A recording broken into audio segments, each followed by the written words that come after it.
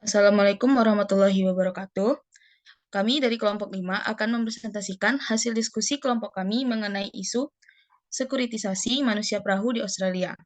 Sebelum masuk pada materi, saya akan memperkenalkan anggota kelompok 5 terlebih dahulu. Next.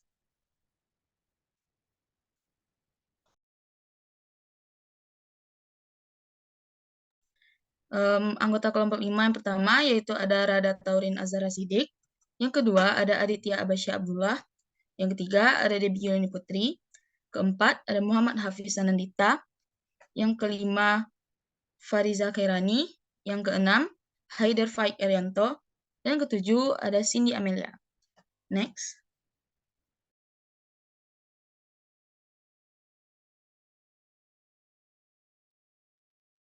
Jadi pada diskusi kali ini kami akan membahas mengenai yang pertama pengenalan isu manusia perahu, yang kedua tahapan sekuritisasi non-politis, politis, dan sekuritisasi, yang ketiga faktor pemicu sekuritisasi, yang keempat politisasi melalui speech act oleh aktor, yang kelima proses sekuritisasi manusia perahu, dan yang terakhir yaitu tanggapan masyarakat terhadap security kasus atau isu manusia perahu.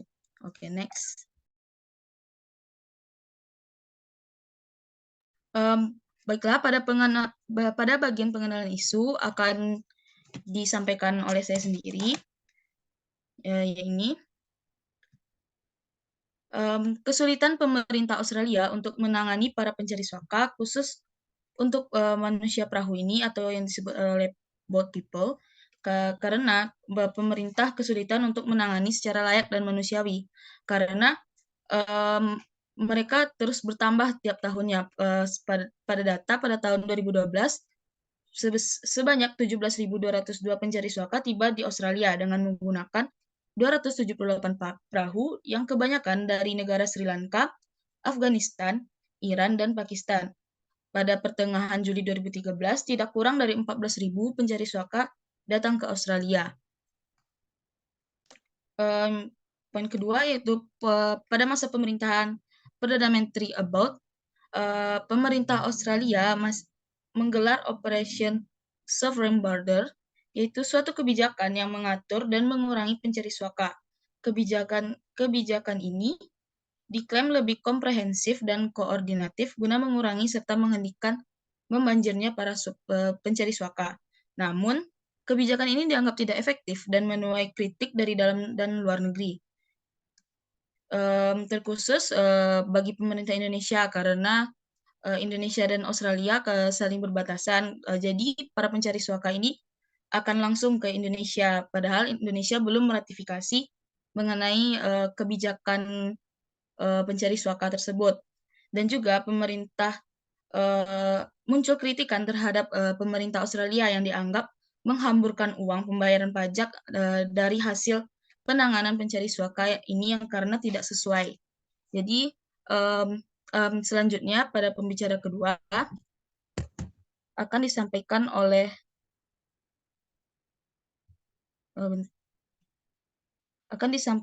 Hafiz. Kepada Hafiz dipersilahkan. Baik, terima kasih Debbie atas sesinya. Kali ini saya akan menjelaskan bagian sekuritisasinya dalam tahapan sekuritisasi. Yang pertama kita harus mengetahui dulu apa itu dari sekuritisasi. Biasanya kita mengenalnya itu dengan keamanan. Teori sekuritisasi merupakan teori yang berkembang dari keamanan tradisional, berfokus tidak hanya pada ancaman militer dan aktor negara, tetapi juga memperluas konsep teori ini. Kita lihat bagaimana, siapa, dan mengapa keamanan itu dilakukan. Kita mengetahui teori sekuritisasi ini dibahas di Mazhab Copenhagen ya, dalam studi keamanan, ada bukunya karya Barry Boeson. Lalu yang selanjutnya adalah perkembangan dari teori sekuritisasi memiliki keuntungan secara politis dan analitis dalam berpikir keamanan secara luas. Dan sekuritisasi bersifat politis dapat kita lihat dari pembuatan dan implementasi kebijakan dalam penanganan guna meningkatkan keamanan negara. Jadi kita selanjutnya ke bagaimana sekuritisasi dalam manusia perahu ya. Yang pertama bisa kita lihat bahwa Australia mengklaim mengidentifikasikan para pencuri suaka ini melalui perahu ilegal dan melanggar keamanan kedaulatan Australia. Lalu yang kedua, pihak Australia terlihat sengaja mengacukan nyawa dari para pencari suaka dikarenakan dalam penjelasan hukum internasional sendiri, Australia memang tidak mempunyai kewajiban untuk menolong, membantu, dan memberikan perlindungan para pencari suaka yang tidak memiliki status sebagai pengungsi. Jadi, orang-orang yang pencari suaka ini bisa dilihat bukan tergolong dalam pengungsi. Lalu bisa kita lihat lagi dalam dikaitkan dengan penjelasan tentang pendekatan sekuritisasi, maka bisa kita lihat tindakan otoritas Australia seperti yang pertama persepsi terhadap tindakan terhadap tindakan gelombang manusia perahu sebagai sebuah kejahatan dan rangkaian dari people smuggling, bukan sebagai pengungsi. Lalu yang kedua, para pencari ini lebih dianggap sebagai penjahat yang akan melanggar wilayah kedaulatan nasional dari Australia sendiri dan akan mengganggu keamanan nasional daripada sebagai korban yang harus ditolong. Lalu yang poin ketiga adalah penekanan tindakan yang bersifat militer yang dilakukan oleh Australia dalam bentuk yang dijelaskan yang dikeluarkan oleh Perdana Menteri Tony Abbott tadi, yaitu Operation Sovereign Border Policy, daripada menekankan tindakan kemanusiaan. Dari pendekatan sekuritisasi ini bisa kita lihat maka terpola dan sekaligus kecenderungan bagi pihak otoritas Australia untuk sengaja mengabaikan tindakan-tindakan yang semestinya dilakukan dalam upaya keselamatan dan penyelamatan di laut bagi pencari suaka. Terima kasih. Saya kembalikan ke moderator. Terima kasih Hafiz atas penjelasannya. Baik, kepada pembicara ketiga, yaitu faktor pemicu sekuritisasi, akan disampaikan oleh Fariza. Kepada Fariza, disilahkan. Baik, terima kasih moderator. Selanjutnya kita akan masuk ke faktor-faktor pemicu terjadinya sekuritisasi. Faktor yang menyebabkan Bentar, Zah. Itu bisa di-trim suaranya. Nggak kedengeran soalnya. Oke, selanjutnya kita akan kedengeran nggak?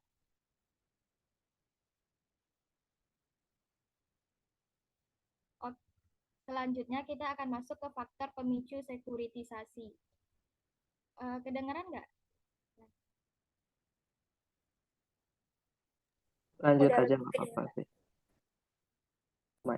Oke, untuk materi selanjutnya kita masuk ke faktor pemicu terjadinya sekuritisasi. Ada lima faktor pemicu terjadinya sekuritisasi. Yang pertama, pengaruh dari konsep-konsep keamanan yang berbeda. Dalam konsep-konsep keamanan, setiap aktor sekuritisasi akan memiliki konsep yang berbeda dalam upaya melakukan sekuritisasi. Misalnya, negara akan mendasarkan konsep keamanannya dengan menggunakan keamanan nasional, keamanan komprehensif, dan keamanan manusia. Faktor yang kedua yaitu hubungan antar isu-isu keamanan. Dalam hal ini, aktor-aktor sekuritisasi menganalisa serta menghubungkan keterkaitan antara isu yang belum tersekuritisasi dengan isu yang telah dinyatakan sebagai ancaman keamanan. Untuk faktor yang ketiga, peran aktor-aktor yang berwenang. Dalam hal ini, proses sekuritisasi bisa dilakukan karena adanya peran dari para aktor-aktor sekuritisasi tersebut. Para aktor melakukan perluasan ranah keamanan nasional ke dalam berbagai bidang sehingga semua isu bisa dilihat sebagai isu terhadap keamanan nasional melalui proses politik. Faktor yang keempat yaitu sistem politik domestik.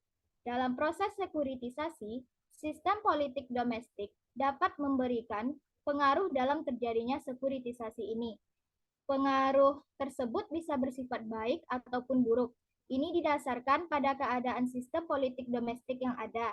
Apakah keadaan politik domestik negara bersifat demokrasi atau justru authoritarian?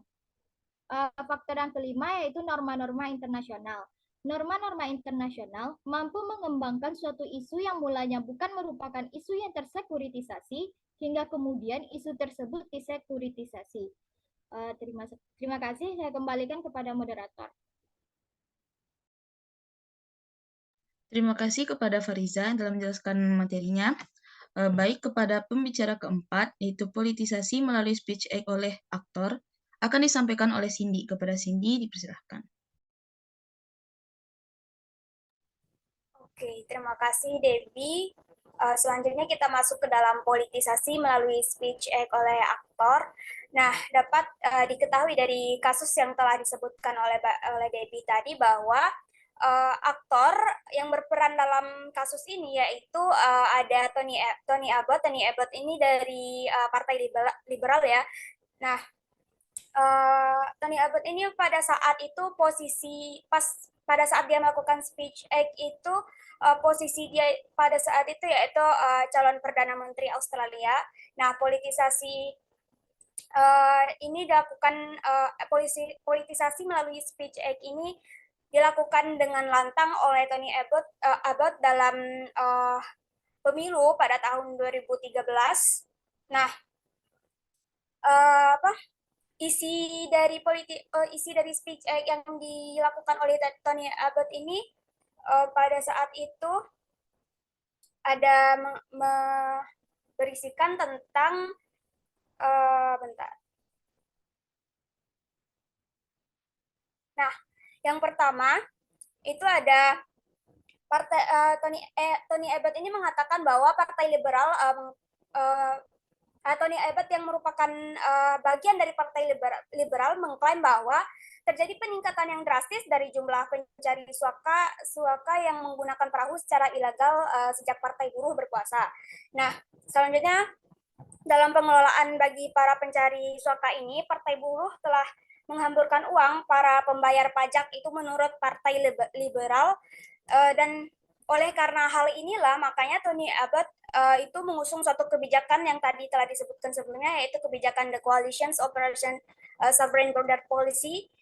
Nah, kebijakan ini tuh berisikan intinya tuh kebijakan ini berisikan tentang mengatakan bahwa pencari suaka ini itu adalah suatu ancaman, resiko, dan suatu bahaya bagi keamanan nasional Australia. Oke, saya kembalikan kepada Debbie. Terima kasih Cindy atas penyampaian materinya. Baik, selanjutnya mengenai proses sekuritisasi kasus atau isu akan disampaikan oleh Bang Adit. Kepada Bang Adit, dipersilakan. Terima kasih kepada moderator. Jadi Australia ini menganggap pencari suaka ilegal lewat perahu atau disebut manusia perahu merupakan tindak kriminal yang akan membahayakan kedaulatan dan keamanan Australia. Seperti yang sudah dijelaskan oleh Hafiz tadi, dalam proses sekuritisasinya ini, Australia memiliki 3 persepsi mengenai manusia perahu ini, yaitu pertama, manusia perahu